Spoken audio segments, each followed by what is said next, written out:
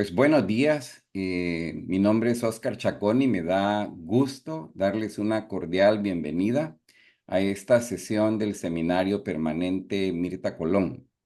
En Alianza Américas, desde su origen en el 2004, le apostamos a la generación y la promoción de espacios de reflexión continua, análisis crítico y aprendizaje colectivo, con el propósito de abordar los múltiples desafíos que afectan nuestras vidas, incluyendo la opresión étnico-racial, tanto en los Estados Unidos como también en América Latina y el Caribe.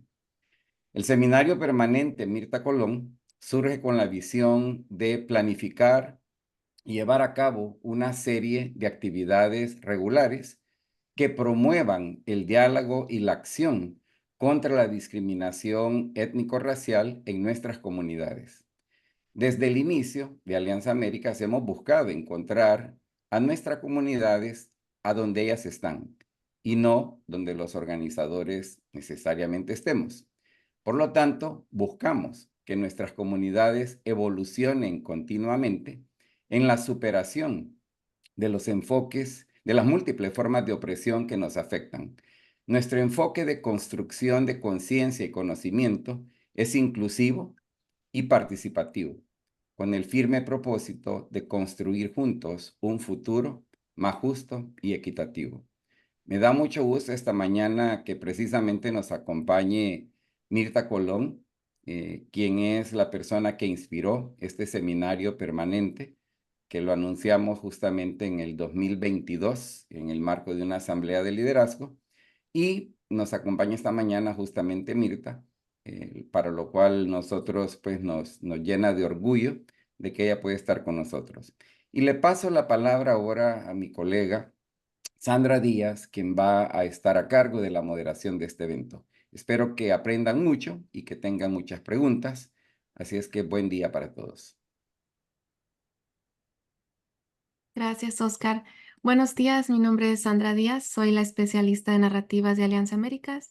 Gracias por acompañarnos el día de hoy para este evento de reflexiones sobre el futuro, un futuro mejor, desde la perspectiva de pueblos indígenas y afrodescendientes. Les recuerdo que este evento será en español con interpretación en inglés, así que pueden habilitar esta función en la esquina inferior derecha de su pantalla en Zoom. This event will be in Spanish with English interpretation. You may enable this feature on the bottom right corner of your Zoom screen. En este esfuerzo reconocemos el legado de Mirta Colón, activista y trabajadora social garífuna hondureña, presidenta de la Organización Negra Centroamericana, ONECA, quien ha dedicado gran parte de su vida a la defensa de los inmigrantes caribeños, la prevención del VIH, educación sexual y la preservación cultural de la población garífuna. Hoy tenemos el privilegio de contar con la presencia de Mirta en esta conversación. También nos acompaña Luis López Recendis, director de operaciones en comunidades indígenas en liderazgo, Cielo, organización miembro de Alianza Américas. Luis es New Savvy, con experiencia en activismo y liderazgo comunitario, comprometido con la lucha por el respeto de los derechos de los pueblos indígenas. Agradecemos a ambos su liderazgo y la oportunidad de compartir reflexiones sobre cómo construir un futuro más justo desde las perspectivas de los pueblos indígenas y afrodescendientes. También les quiero dar un recuerdo y le invitamos a la audiencia que hagan sus preguntas y comentarios en la sección de Q&A, de preguntas y respuestas, ya que tendremos una sección al final para leerles. Y bueno, comenzaremos con nuestra primera pregunta para ambos. Conocemos abordando los desafíos actuales. ¿Cuáles son los desafíos particulares que ustedes enfrentan como personas afrodescendientes e indígenas, respectivamente, en sus países de origen y cómo se diferencian de sus vivencias en Estados Unidos?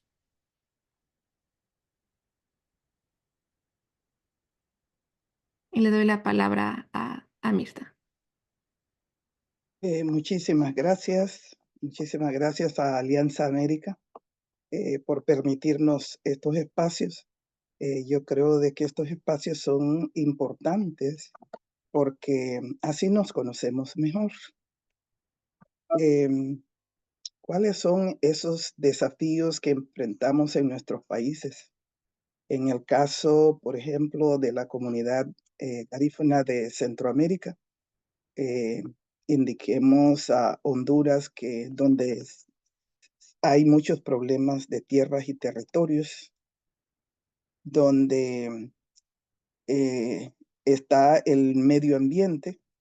En nuestras comunidades históricamente no han habido trabajos, pero tampoco hemos necesitado de trabajo, porque nosotros vivimos de la pesca y la agricultura.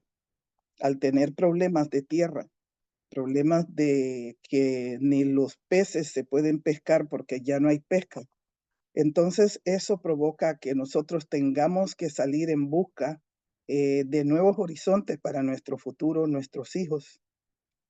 También en su momento pasa por una crisis de que la droga pasa por el área donde nosotros vivimos y no solamente pasa, sino que también se queda.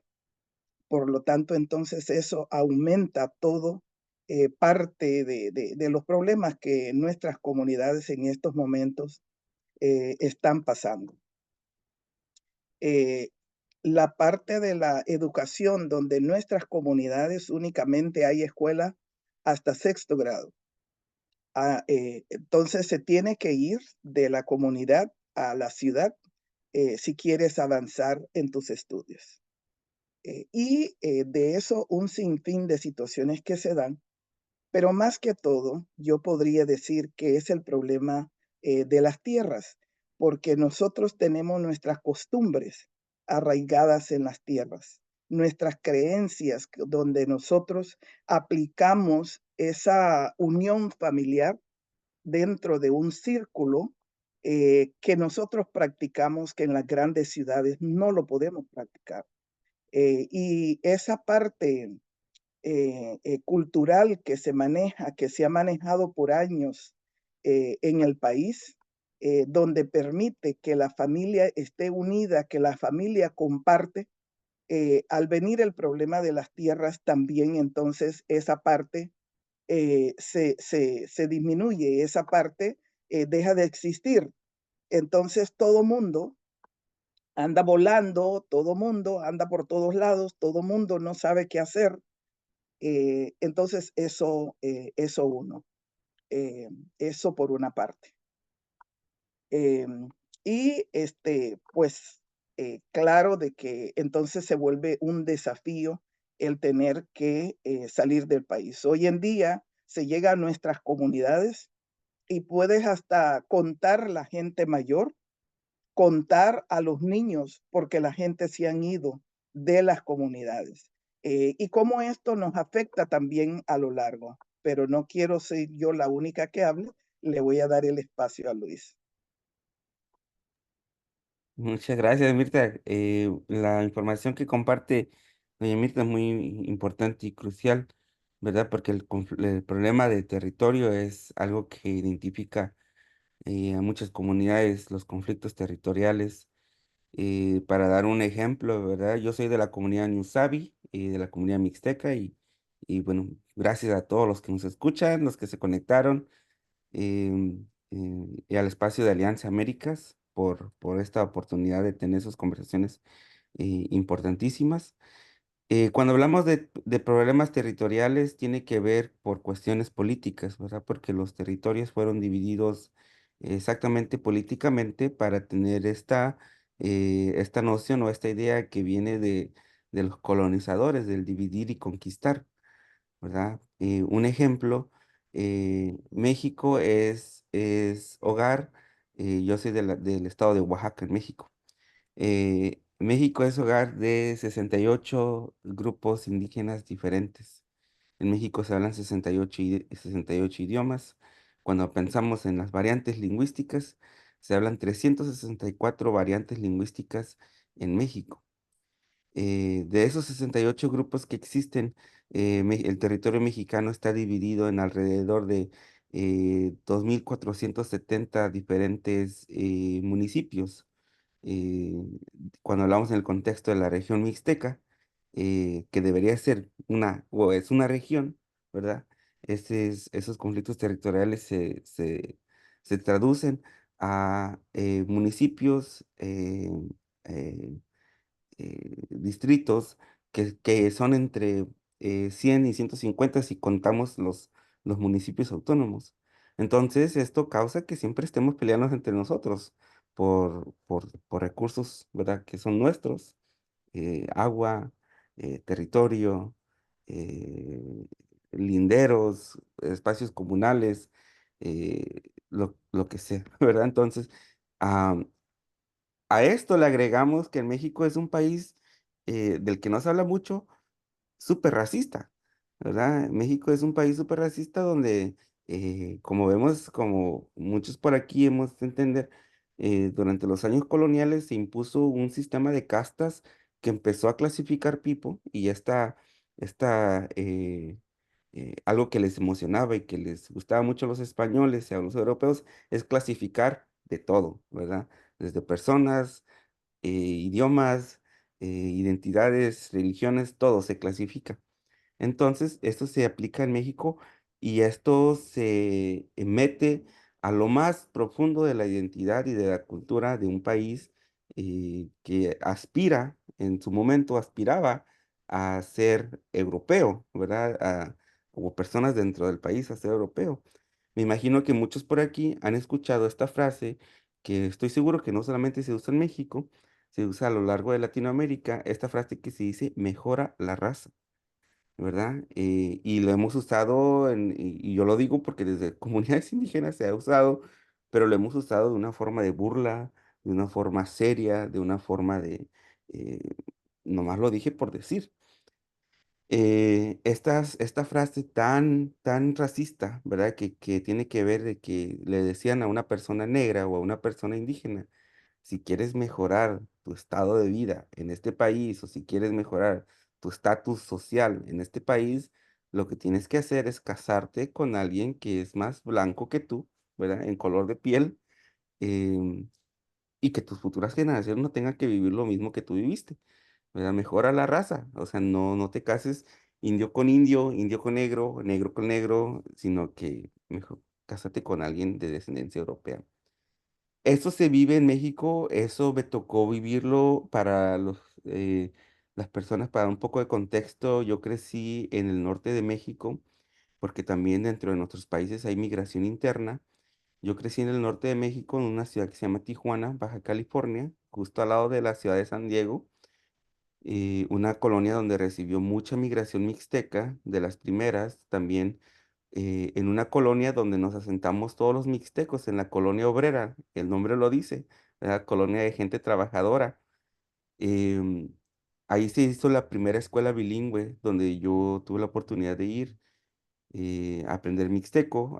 Teníamos maestros de mi misma comunidad. En esta escuela, el turno de la mañana, ¿verdad? Se llamaba Juan José de los Reyes Martínez el Pípila. El Pípila fue un indio que ayudó a que las puertas del castillo de Chapultepec, cuando llegó la invasión de los franceses, se abriera. Es famoso porque se puso una piedra enorme en la espalda para que no lo mataran y gateando, literalmente, se ayudó a abrir la puerta de Chapultepec. En la tarde, la escuela cambiaba de nombre y la escuela ya no era para niños mixtecos, era para niños no mixtecos. La escuela cambiaba de nombre y hicieron el nombre de José Vasconcelos. ¿Quién es José Vasconcelos?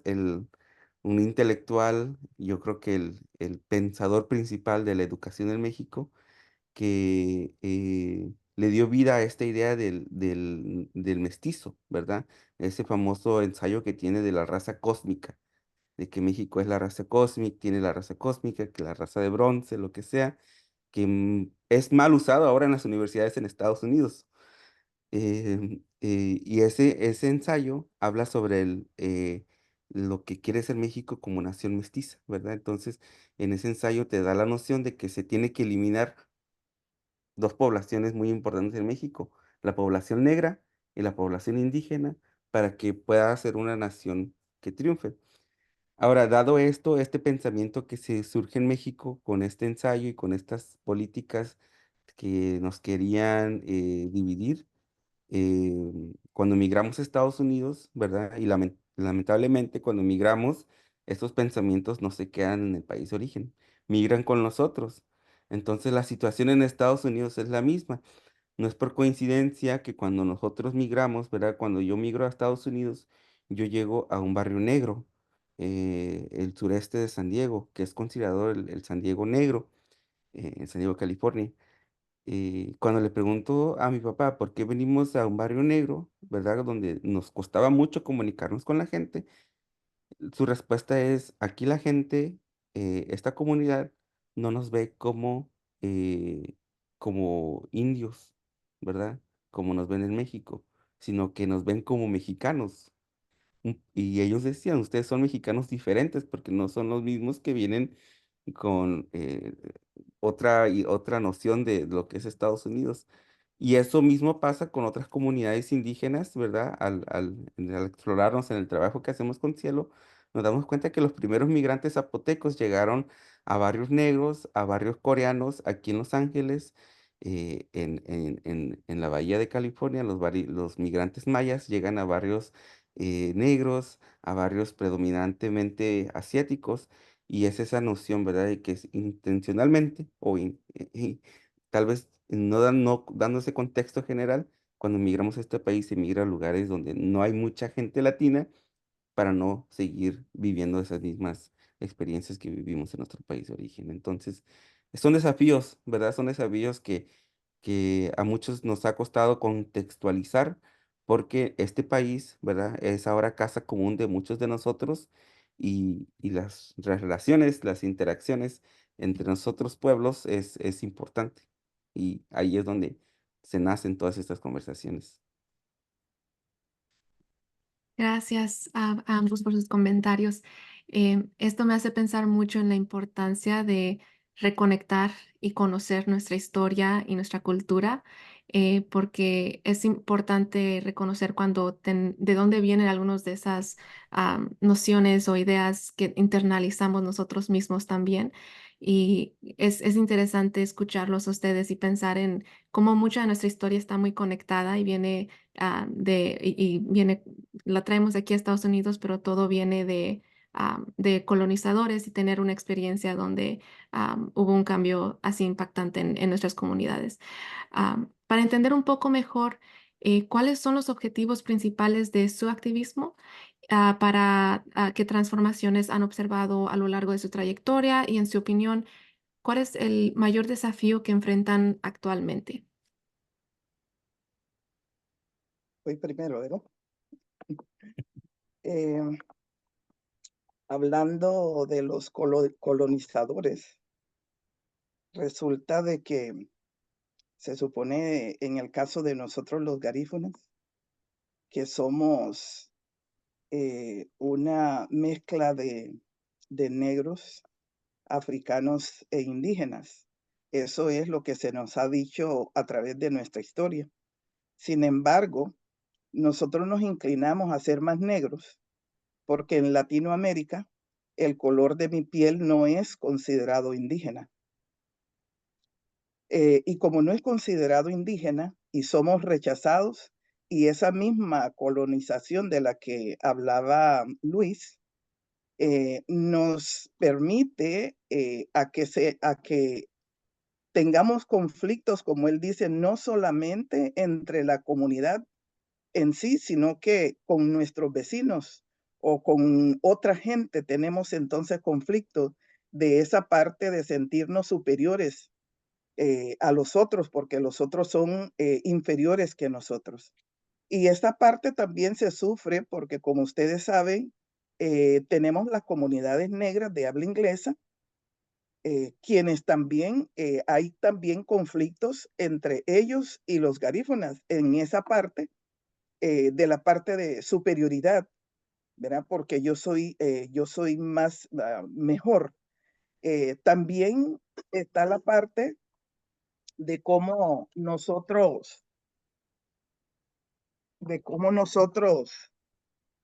em, nos tratamos entre nosotros mismos, entendemos algunas cosas entre nosotros mismos, nos servimos cómo es de que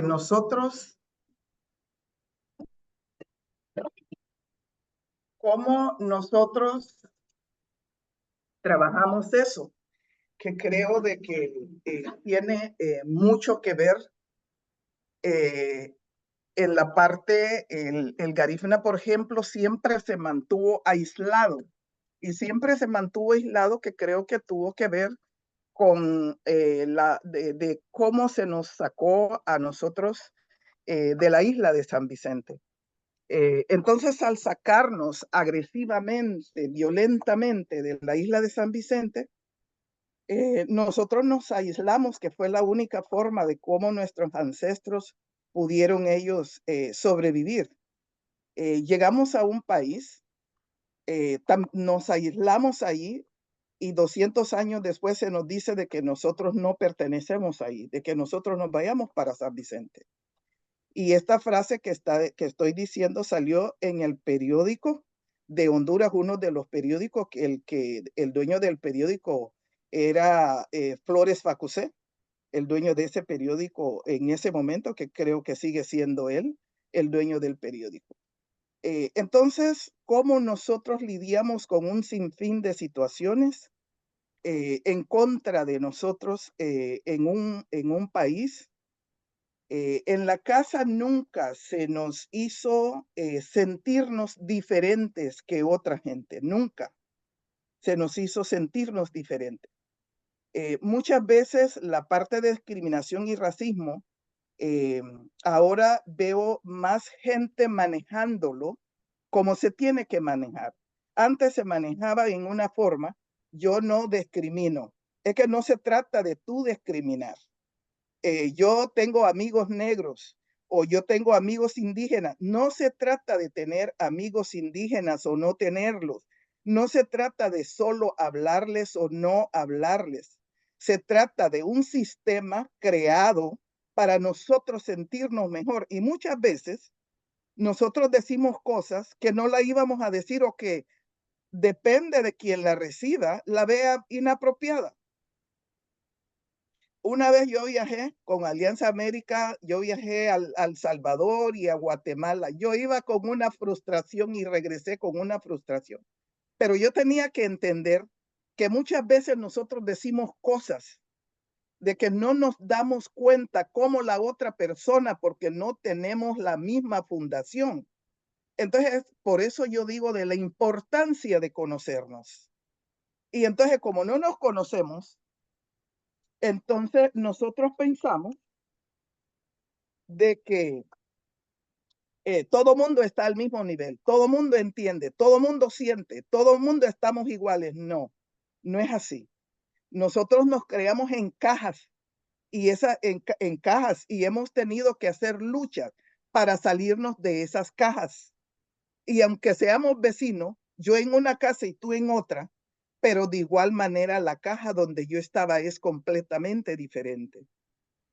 Entonces, ¿cómo nosotros avanzamos en realidad en conocernos mejor?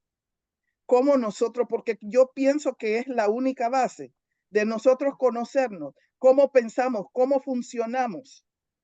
Y yo quiero dar también un ejemplo, y es la parte espiritual de cómo nosotros manejamos. En nuestras comunidades había y todavía existe, pero antes tenía mucha más fuerza que ahora.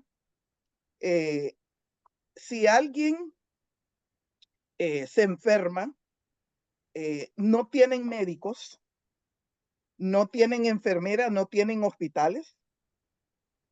Viene toda la familia, entonces hay un guía espiritual. El guía espiritual dice que se necesita rendirle tributo a los ancestros. Ok.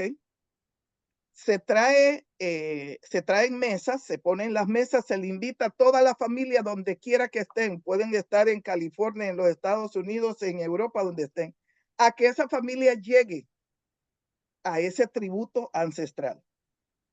Ahí tienen que dormir en el piso, en hamaca, en lo que sea. Se ponen ofrendas de frutas y comida. Por supuesto que la religión católica también tuvo mucho peso en el funcionar de nosotros. Ahí tiene que estar toda la familia y toda la familia tiene que convivir entre ellos. Tienen que hablar entre ellos. Tienen que dormir juntos, porque nosotros así creamos la parte esta espiritual en cuanto a nosotros no ser agresivos con los demás, a que nosotros podamos trabajarlo con nosotros mismos, esa parte espiritual. Pero ¿qué es lo que ha sucedido? Que han entrado un montón de religiones a la comunidad donde dicen de que esa práctica es diabólica. Entonces, como es diabólica, nadie quiere estar en lo diabólico. Ujú. Todo mundo quiere estar donde existen las buenas cosas, no donde existe el diablo. Entonces, ¿y qué es lo que sucede? Que ya no se respeta, ya no se practica esa parte, pero que tampoco esa parte espiritual que mantenían esa familia unida, ya tampoco ya no existe. Y en la pelea está dentro de la misma familia, dentro de las mismas casas, porque ya no está. Y tiene que ver con esa parte de nosotros también salir de nuestro ambiente, salir de nuestras tierras, también tiene que ver con eso mismo. Luis. Gracias, doña Mirta. Me agrada mucho esta parte que dijo al final, ¿verdad? Todo lo que comentó cuando se habla de religión y de prácticas culturales.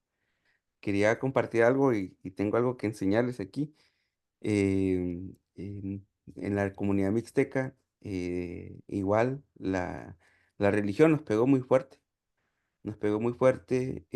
Ahora muchas prácticas religiosas, pero hay partes que se salvan y partes que ahora, aquí en California se han visto ahora, mucha gente ha conocido una danza muy popular que se llama la danza de los diablos. La danza de los diablos que nace específicamente en un contexto donde le preguntan a un indígena mixteco antes de que lo mataran, enfrente de la comunidad. Hay una historia que dice que le preguntan a un líder, ¿cuál es tu último deseo antes de irte al paraíso? A lo que él contesta, ¿en el paraíso está tu gente? Y le dice, sí, te vas a ir al paraíso con Dios. Dice, no, entonces mándame al infierno, que es donde están los míos. Pero para ellos el infierno, ¿verdad? En nuestra visión teníamos dioses que sí son de los aires, dioses abuelos, ¿verdad? De los aires, pero también había una persona muy importante en el inframundo. Y a eso nace lo que es la danza de los diablos. Y justamente el año pasado tuve la oportunidad con Advance Parole de regresar a mi tierra y pues ahí compré un llaverito que es la danza de los diablos, ¿verdad? Así se ve. Si ustedes viven en California, lo van a ver por donde sea, porque en los bailes culturales está. Y está hecho del árbol, un árbol muy tradicional, que es muy aromático. Cuando tenga la oportunidad de verlos, pues, van a oler y es un aromático que es supuestamente el árbol de donde nacimos. Ahora, bueno, quería compartir eso porque se me hizo muy interesante, ¿no? Mucha gente ha visto y dice, bueno, esta comunidad, ah, eh, eh, mucha comunidad, esta comunidad danza para el diablo, lo que sea. Entonces, es muy interesante esta cuestión. Cuando hablamos el propósito de la lucha que llevamos por acá, em, son muchos, ¿verdad? Uno de ellos es principalmente visibilizar esa migración de nosotros entre la comunidad latina, porque sí, venimos de la misma región de Latinoamérica. Sin embargo, hay personas, y hay grupos y pueblos, regiones enteras que, como ya lo menciona Mirta, son regiones negras, son regiones indígenas, y cuando llegamos a este país, ¿verdad? Se nos clasifica como latinos, cuando hay necesidades diferentes como el lenguaje, las prácticas culturales, las formas de ver el mundo, de entender de quiénes somos, ¿verdad? Cuando llegamos aquí. Una situación que sucedió, y que sucede en mi caso personal, una vez en San Diego, yo antes de trabajar con Cielo era parte de una organización binacional de pueblos indígenas, el Frente Indígena de Organizaciones Binacionales. Fui la persona más joven a la que eligieron para ser líder de esta organización. Entonces, los amigos periodistas sacaron una nota. Joven indígena mixteco a cargo de la organización del Frente Indígena. Mi papá ve ese periódico cuando va al 7-Eleven. El periódico era gratis para toda la gente. Y ve mi foto y ve y dice joven indígena. Y él preocupadísimo cuando regresó a trabajar, dice, tienes que dejar de decir que eres indígena. Porque cuando yo dije que era indígena en México, me golpearon, me humillaron, me llamaron indio patarrajada, me dijeron de nombres, y yo no quiero ese futuro para ti, ¿verdad? Decía, tú tienes que dejar, sí, yo sé que somos mixtecos, ¿verdad? En la casa somos mixtecos, pero allá afuera, por favor, compra lo que todos venden y infíltrate y di que si eres hispano, que si eres latino. Entonces, esa era una preocupación. La preocupación de él es de que la gente iba a reaccionar de la misma manera que reaccionaron con él en México. Y por mucho sentido, ¿verdad? Como padre, instinto de padre que él tenía o que él tiene, era de que no podemos, no puedes vivir lo mismo, ¿verdad?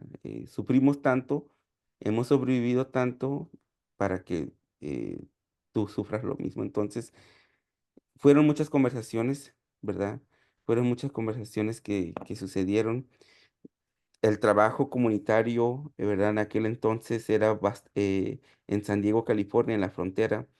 Entonces, sucede algo que nosotros hicimos unos talleres de sensibilidad cultural con muchas instituciones, así como lo hemos hecho ahora con Cielo en varios espacios.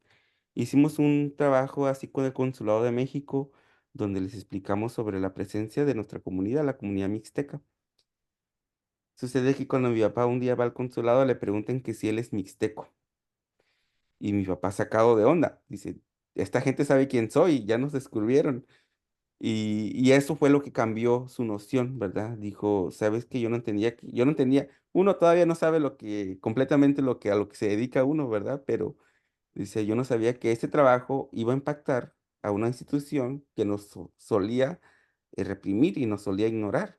Ahora me preguntaron que si soy mixteco y que qué pueblo soy.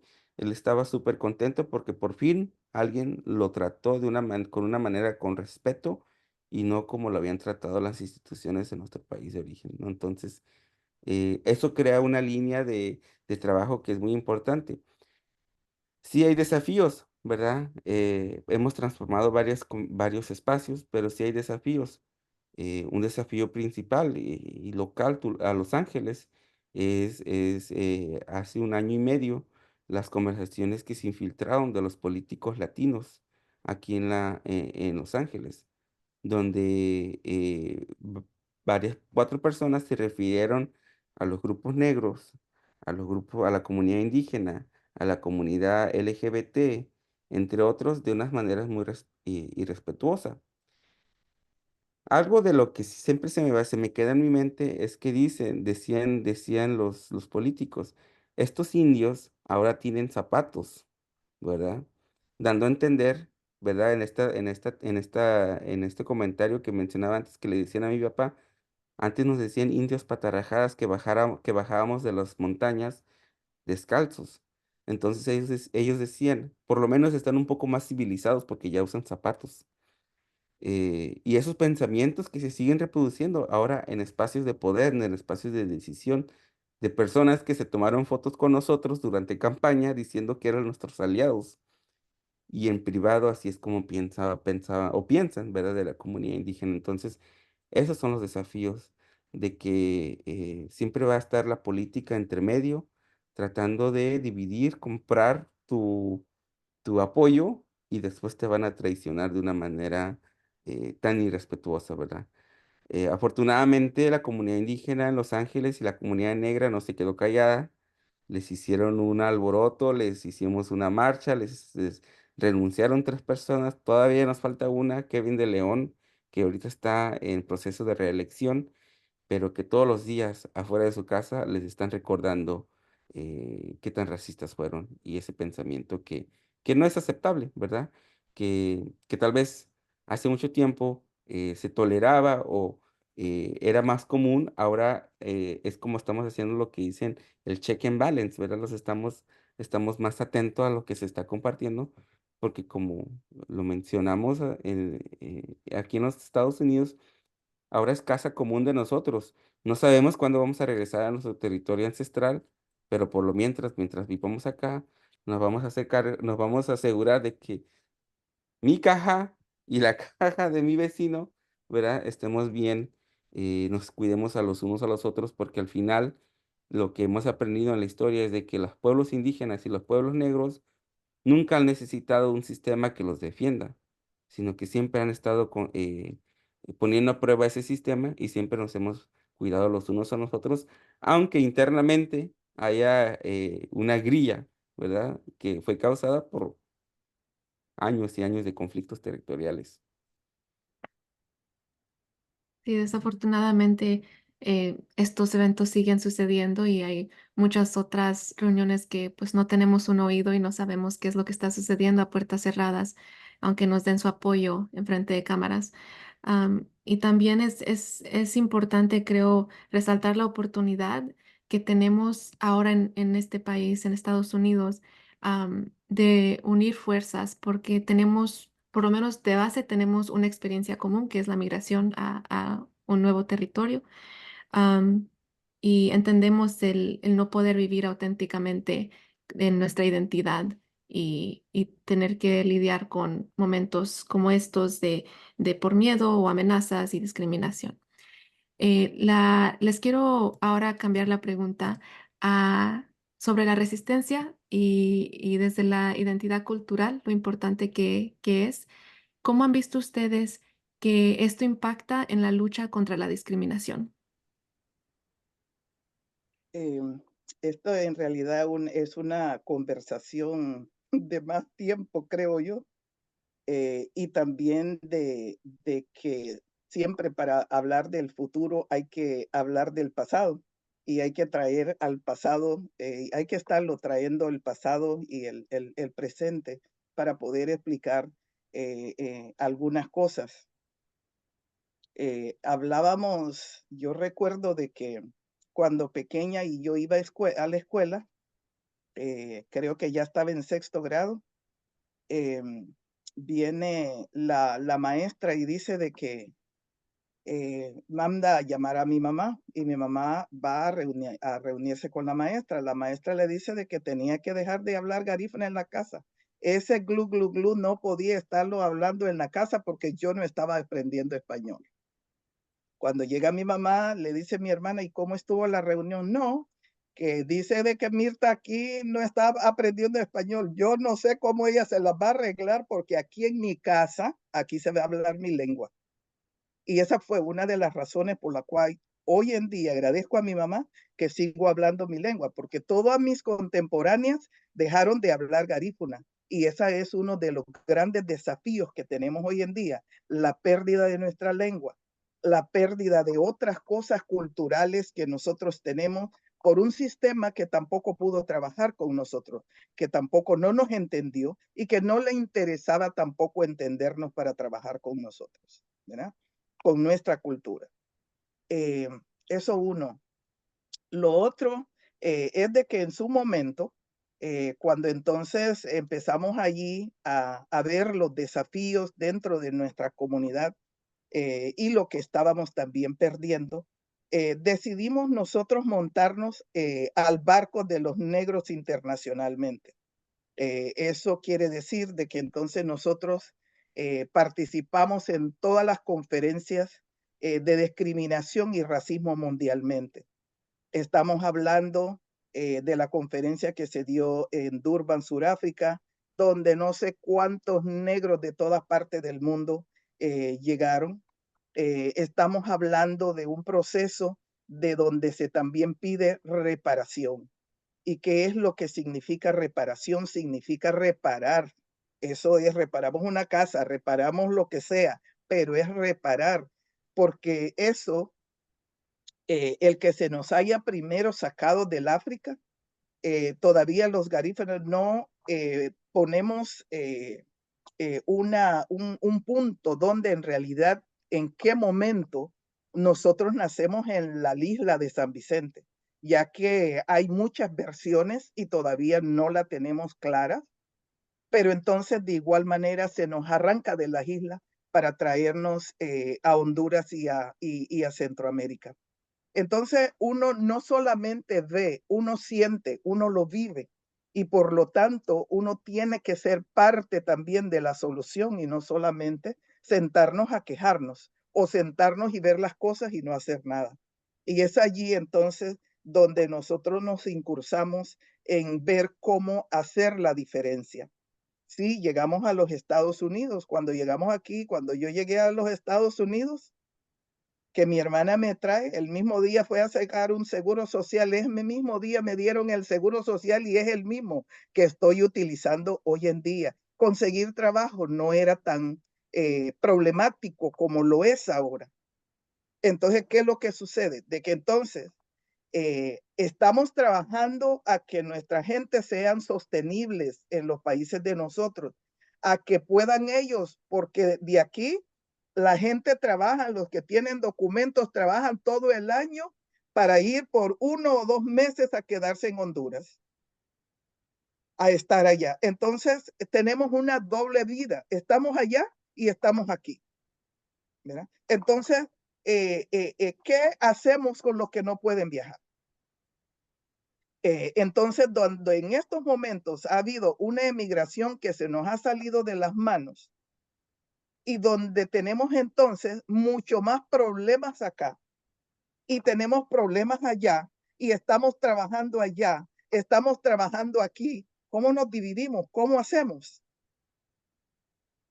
Entonces, este espacio, estos diálogos se necesitan porque también es allí donde vienen ideas de cómo nosotros a veces podemos manejar las cosas. Nos llaman de allá porque se necesita esto, están teniendo protestas por las tierras, están teniendo un sinfín de problemas, los matan porque cuando los encuentran con drogas, los matan, no los encarcelan, no los hacen con ellos lo que quieren. Aquí lo mismo sucede, está la parte de migración, es la parte del miedo de la gente, está en la parte de qué la gente pueden hacer con sus vidas acá, andar con miedo y andar con sus hijos enseñándole ese miedo, entonces y pasando esos miedos a los niños también. Y después cuando van creciendo, nos quejamos de ellos porque no los toleramos el comportamiento. Entonces, ¿qué hacemos? ¿Qué hacemos nosotros con toda esta variedad de problemas? Y solo son problemas porque soluciones son pocas. Sin embargo, nos sentamos, reflexionamos para ver cómo nosotros, muchas veces, el solo escuchar a la persona cuando se queja, ese es un alivio. Esa es una ayuda, esa es una gran ayuda. Aunque no le resuelvas el problema a la persona, pero pudiste escucharla. Pero ¿qué es lo que sucede? De que a veces no podemos sentarnos a escuchar si estamos haciendo una carta, si estamos haciendo llamadas, si estamos haciendo esto, estamos haciendo aquello. Entonces, pero que también es importante que la comunidad sepa que nosotros estamos ahí. Es importante que sepa que nosotros estamos allí tratando de aliviar de una manera o otra. Estamos allí, saben que estamos allí. Entonces creo de la importancia de estos diálogos. Yo he aprendido tanto con Alianza América. Yo he aprendido con cada uno de los activistas, los organizadores, de los trabajadores. Yo aprendo todos los días, porque uno no se lo sabe todo, como dice Oscar. Entonces uno aprende para mejorar lo que uno hace en su comunidad, aprende para que nuestras comunidades entonces también vayamos elevando la calidad de trabajo, de cómo nosotros nos entendemos mejor, cómo nosotros somos buenos escuchas, porque una cosa es oír y otra cosa es escuchar. cómo nosotros nos convertimos en buenos escuchas para nuestra comunidad. Y cómo nosotros utilizamos también nuestra cultura, también cómo nosotros la utilizamos para como esa identificación y ese respeto a nuestra cultura. Para que se nos respete nuestra cultura, nosotros tenemos que respetarla. Para que nos tomen en cuenta como garífunas, si nosotros nos negamos a ser garífunas, por supuesto de que eso va a trabajar en contra de nosotros y nadie nos va a respetar tampoco. Entonces nosotros tenemos que cogernos de esa cultura, de esa historia, de esa creencia, para sentirnos orgullosos de quiénes somos, para que entonces también los demás nos respeten. Y yo creo de que hemos hecho un camino largo, creo de que se ha hecho un trabajo, ha habido mucho activismo dentro de la comunidad garífuna indígena. Hemos tratado de trabajar de manos de los pueblos indígenas. Una vez yo fui a Navá, se llama un pueblo indígena en Guatemala, y fui en febrero porque ellos celebran, ellos tienen un calendario diferente que el calendario regular de nosotros de diciembre. Ellos su calendario lo celebran diciembre en febrero. Ellos hacen toda una cultura parecida a la nuestra, no es la misma, sino que parecida a la nuestra, donde nosotros nos identificamos, ¿verdad? Nos identificamos y nos sumergimos allí también porque nos identificamos con esa forma de funcionar, de pensar, de actuar, de quiénes somos en realidad. Y para mí, también aprecié el hecho de ellos tener una escuela donde ellos mandan a sus, donde ellos mandan a sus jóvenes a hacer un bachillerato afuera, hasta un bachillerato afuera de la comunidad. Cuando terminan el bachillerato, regresan a la comunidad, pero hay personas ya preparadas dentro de la comunidad, hasta con doctorados, para ellos, y ellos hicieron todo un trabajo en Guatemala para ellos darle a estos jóvenes, a que estos jóvenes hagan una maestría, pero allí en Neva, dedicada al medio ambiente y la protección de los territorios, las aguas, los árboles, únicamente para proteger estos muchachos. Y yo lo vi tan interesante porque podemos multiplicar esa forma de funcionar y de actuar, podemos multiplicarla en nuestras comunidades. Ese trabajo yo lo admiré bastante porque es una forma de regresar a tu comunidad y trabajar en tu comunidad, en la protección de esa comunidad. Luis. Gracias, señora Mirta. Creo, como lo menciona, esto puede ser una conversación, este tema específico de mucho tiempo y tendríamos podemos tener un seminario justamente sobre esta cuestión. De lo que puedo compartir brevemente, em, la identidad es política, ¿verdad? Es político, la lucha es política. Em, Cuando yo estaba en colegio comunitario, en un programa donde se enseñaba fuertemente, esto es en San Diego, California, las teorías que salen desde la frontera, ¿verdad? Ahí podemos pensar a la frontera en Texas de Corky González, de Gloria Anzaldúa, todos estos escritores de esa época, de, de la época de los derechos civiles, que estuvieron produciendo literatura y metiendo muy fuerte lo que es las enseñanzas en los departamentos chicanos. Pues San Diego es un lugar donde está los centros latinos, ¿verdad? Se enfocan mucho en lo que es la identidad, la cultura chicana, mexicoamericanos, si le decimos, ¿no?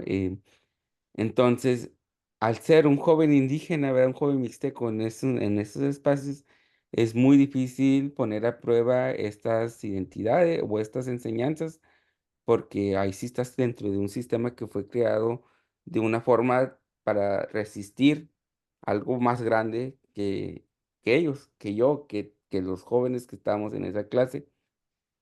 Entonces, era un reto.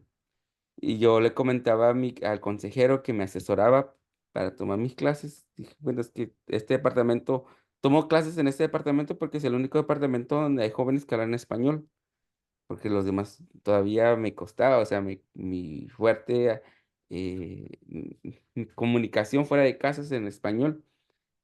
Entonces, y yo le decía, ¿sabe qué? Es que me gusta todo lo que comparten y respeto que han luchado para mantener este espacio, pero no me identifico, porque yo me identifico como mixteco.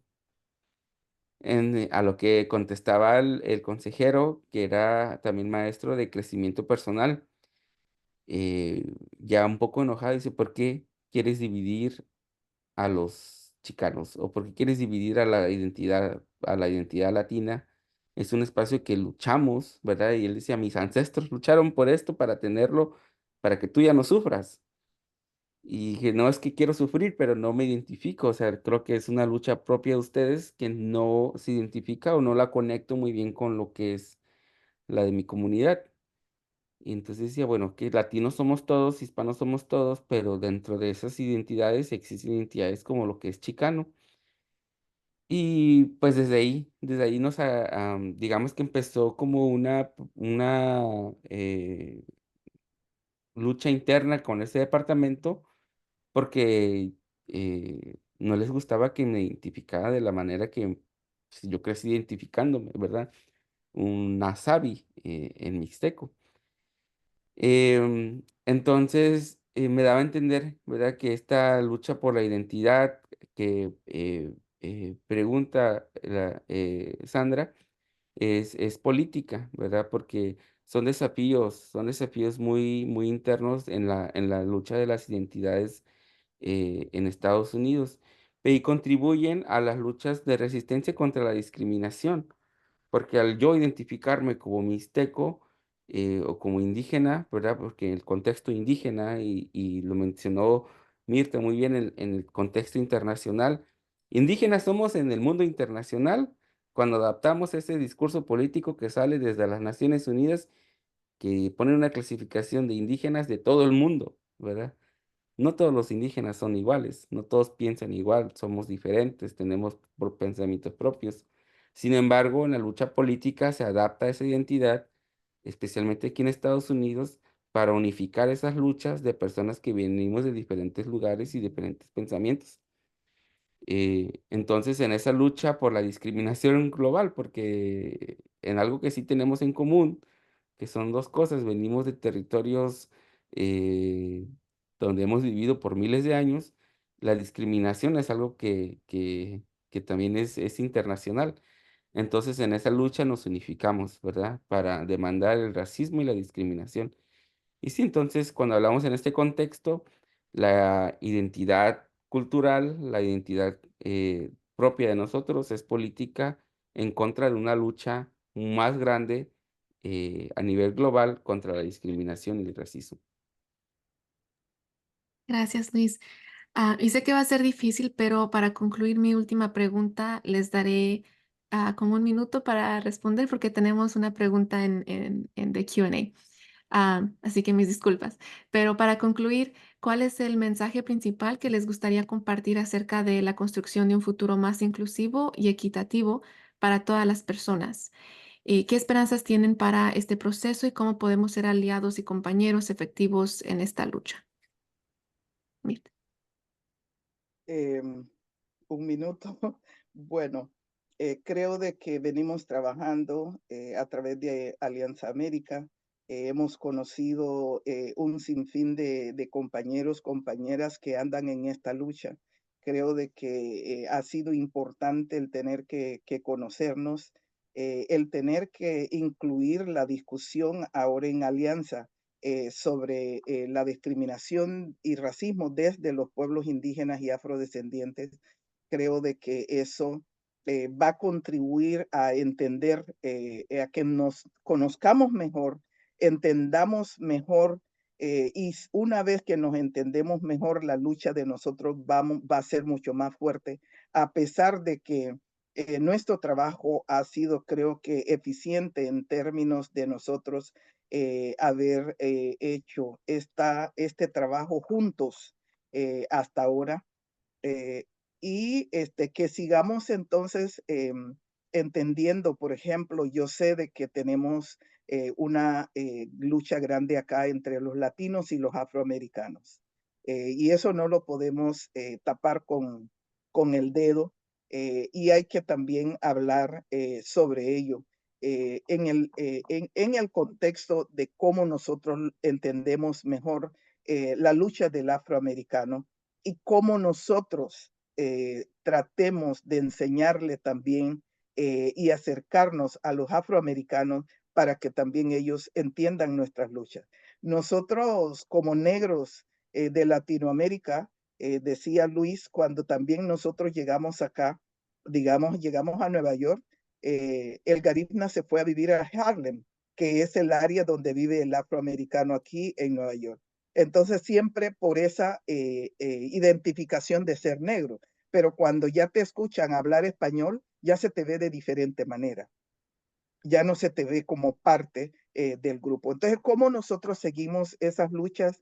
Eh, y más bien de aprender y de enseñar, porque somos alumnos y somos maestros a la misma vez. Entonces sepamos nosotros cómo vamos a nosotros aplicar esa parte para que se nos entiendan y nosotros entender también los demás, porque es de doble vía, es de doble vía. Entonces eso nos iba a nosotros por ejemplo, y lo hemos hecho y lo podemos hacer, y yo sé que se puede hacer porque yo hablaba, por ejemplo, de la lucha esta de aquí de los afrodescendientes, que más bien afrodescendencia es una palabra nueva y que salió de Durban precisamente. Allí llegaron un montón de negros de todas partes del mundo y cada uno de ellos, hasta negros chinos llegaron, cada uno de ellos hablando su lengua.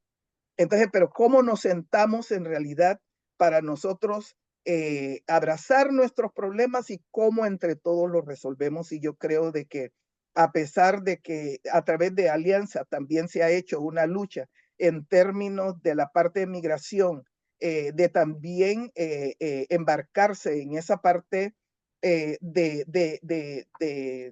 construcción y de sentarse con otras partes de otras áreas del mundo, otra gente que andan en lo mismo, pero que tenemos que seguir haciéndolo, tenemos porque esa en cierta forma va a ser nuestra fortaleza al final del día. Eh, Luis. Y en términos de qué esperanzas tenemos, ¿verdad? La esperanza es de que podamos, ahora sí, como dicen eh, los zapatistas, ¿sí? Crear un mundo donde quepan muchos mundos, ¿verdad? La esperanza de poder tener estas conversaciones sin tener la necesidad de que traer una persona que no es garífona a hablar sobre la comunidad garífona, o tener una persona que no es indígena a hablar sobre la comunidad indígena, ¿verdad? Porque ahora habemos muchos y habemos muchas personas en todo el país, en toda Latinoamérica, en todo el mundo, crear ese tipo de espacios. Creo que lo que está haciendo Alianza Américas es un paso muy importante para las personas que tal vez no sepan, ¿verdad? Desde la Junta de Alianza Américas se está haciendo el esfuerzo también de tener espacios que representen a la comunidad negra, garífona, y también a la comunidad migrante indígena, ¿verdad? Entonces, hablar sobre temas como estos, de migración, en un contexto desde nuestras propias organizaciones. Entonces, eso se celebra, eso es un buen paso y bueno, y la esperanza es de que esto se siga transformando y sigamos teniendo ese tipo de conversaciones y al mismo momento ir cambiando el pensamiento, porque el pensamiento también puede cambiar a ser más inclusivo de las comunidades negras e indígenas que migran a este país y que nos encontramos en las mismas situaciones que el resto de los migrantes. Y muchas gracias. Gracias. Les comparto antes, tenemos una pregunta de Q&A que les quiero hacer antes de terminar, pero les quiero mencionar a la audiencia que tenemos un anuncio de un webinar titulado Vulnerabilidades entrecruzadas, abordaje del cambio climático y el desplazamiento forzado en México y Centroamérica. Será el próximo 10 de julio. Les compartimos el enlace en el chat, por si hay gente que se tiene que ir a la mera hora, pero tengo una pregunta más, si me regalan como 5 minutitos para que no se pierda esta pregunta que nos mandó la audiencia. Hasta donde ustedes saben, se han impulsado programas educativos enfocados en el entendimiento de la superación de los prejuicios étnico-raciales y la promoción interétnico-raciales en México y países centroamericanos. Em, En cuanto, bueno, creo que sí se implementan trabajos, pero más han habido algunos avances en algunos de nuestros países. Por ejemplo, en Honduras hemos logrado de que el Departamento de Educación imparta clases en garífuna. Esto es nuevo. De igual manera, en Belice, también se ha logrado en Belice, eh, ya que la lengua no se habla tanto en Nicaragua, pues no ha pasado, pero en Honduras y en Belice creo que se está trabajando en Guatemala. Pero toda la lucha viene desde la base, toda la lucha de todo lo que está pasando en cuanto al reconocimiento de la identidad, de la historia, de la cultura y todo, viene desde la base que hay una lucha bien fuerte en Centroamérica en cuanto a eso y nosotros también de acá de los Estados Unidos hacemos nuestro poquito también, porque definitivamente que estamos perdiéndolo todo, particularmente la lengua garífuna es la lengua el garífuna es la lengua, es el individuo, es el ser, es el yo. Y al perder la lengua pierdes la mitad de todo eso, porque en la lengua nuestra hay un componente de la cultura, hay un componente bien grande en cuanto a la lengua. No sé si Luis tenga algo. Eh, bueno, en México se dan situaciones desde los pueblos, enseñanzas desde los pueblos, y las comunidades se organizan de manera independiente, no siguiendo las instituciones del gobierno. Todos los gobiernos han tratado de censurar o quitar recursos a las instituciones creadas para pueblos indígenas. Sin embargo, hay una resistencia muy, muy importante que se vive. En México existen espacios como lo que es el Congreso Nacional Indígena, un congreso solamente para pueblos indígenas, dentro del cual se crea el Consejo Indígena de Gobierno, que fue donde salió la compañera Marichuy para correr en la contienda nacional en contra de Andrés Manuel López Obrador. Entonces, estos espacios de resistencia que se dan, las radios comunitarias, las escuelas comunitarias, donde se sigue practicando, se enseñando la lengua, enseñando las costumbres, pero no está de más los espacios comunitarios de los pueblos mismos, ¿verdad? Aquí, mi comunidad que migra junta, o sea, llegamos juntos, salimos juntos de la región mixteca, recorrimos todo el país y llegamos juntos a la ciudad de Tijuana, migramos juntos a San Diego, a otros espacios, entonces esa resistencia que sigue viva y se va, ahí es donde se comparte, se crea los fundamentos de personas para que crezcan en un futuro sin perder su identidad de quiénes son. Muchas gracias. Con eso concluimos la conversación. Les quiero nuevamente recordar que tenemos una serie de webinars titulada Vulnerabilidades entrecruzadas a partir del próximo 10 de julio. El enlace ya está en el chat si gustan registrarse y les doy las gracias también porque vi que la mayoría de la audiencia se quedó después de la hora. Así que muchísimas gracias. Una vez más, se llama Vulnerabilidades entrecruzadas, abordaje del cambio climático y el desplazamiento forzado en México y Centroamérica. Y comenzará el 10 de julio. Muchas gracias, Mirta y Luis, por compartir con nosotros su experiencia esta mañana y que también igualmente gracias a la audiencia por sintonizarse. Que tengan un muy buen fin de semana. Muchas gracias por la Muchas gracias. invitación y también por habernos escuchado esta mañana. Gracias a todas y a todos y un abrazo, doña Mirta. Gracias, Luis. Igual.